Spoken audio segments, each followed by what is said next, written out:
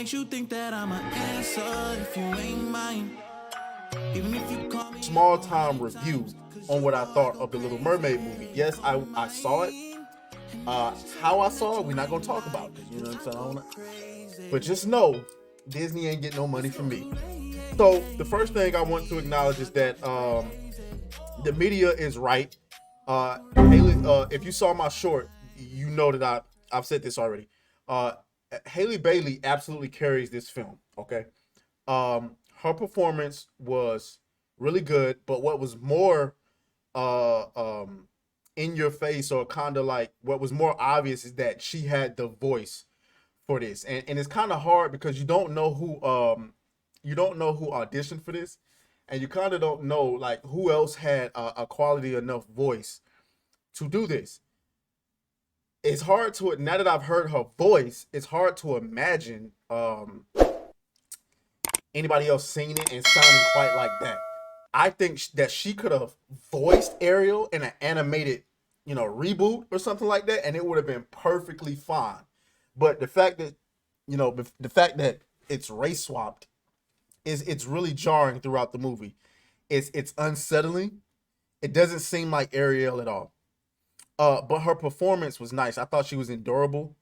Endurable. I thought she was adorable the entire film. I thought that the hair really messed with me, but I also thought that she um, conveyed a lot of emotion, and she did well with what she had.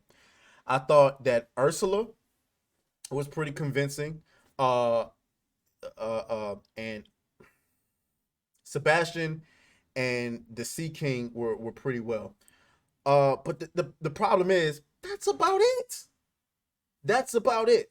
As far as good things to go for this movie, that's about all you can say about it. Or except I said that the second act, the fish out of water experience for Ariel when she, made her deal. And by the way, spoilers ahead.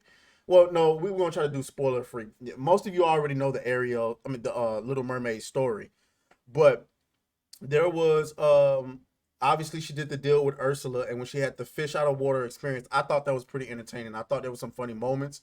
There was, I don't think this is spoiling much. There was a point where they gave her a um a bar of soap to bathe herself, and Ariel took a bite out of the soap. I'm not gonna lie, that shit sent me to the moon. That was hilarious to me. But the little final fight with Ursula, it was okay. Nothing over the top. I mean, no, nothing over the top. Nothing amazing. Just, I guess passable. Um, but other than that, those were the positives. There's a lot negative to say about it. Shout out to Hypnotic who's in the chat. He says, "Sub gangster, what's going on with you, bro?" Other than that,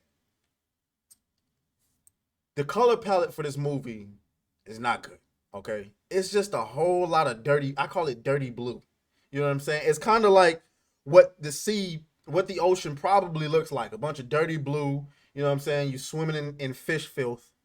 Uh, all type of nonsense going on. But this movie needed to be colorful. It needed to be eye popping. It needed to be. And if you want a prime example of what I'm talking about, if you ever play Monster Hunter World, there's like this reef area where the color is really popping. It's a lot of light blues and pinks, and it's glowing and it's amazing, and it puts a lot of life into the area that you're in. And then there's like a monster that comes from the area called Namiel. And matter of fact, I'll pull up a picture of what I'm talking about, just so you'll get a general idea of what I mean. Let me see. Let's go to Google. I forgot what the area.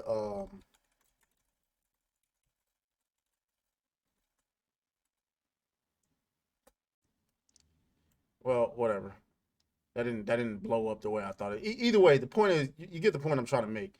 It should have been, you got to be in the area yourself. It's a lot of eye popping colors. Um, it's just an amazing area to be in. You can kind of see it right here. A lot of colors, a lot of life. The Little Mermaid didn't really have that. It just looked really dirty bluish the entire time, like really dirty blue. Okay. Um, Secondly, the pacing. was a problem. It was a huge problem for me. It's like the movie went out of its way to make one point and then immediately went to the next thing. And it's like, wait, what? Like, can we focus on what just happened here and let's see the repercussions from what's happening here? But the movie wasn't interested in doing that. Shout out to Reach who's in the chat. I know a lot of beautiful young redheaded women who are actresses and can sing just like that. You're more than likely right. And you know, fair enough.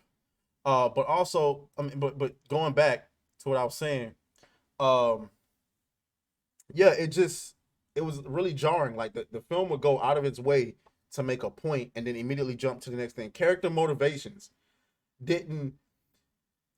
It was backwards. It was like one character would be for this one moment and then not for this the next moment. It's like it made entirely no sense. I'll give you a prime example. Prince Eric's mother.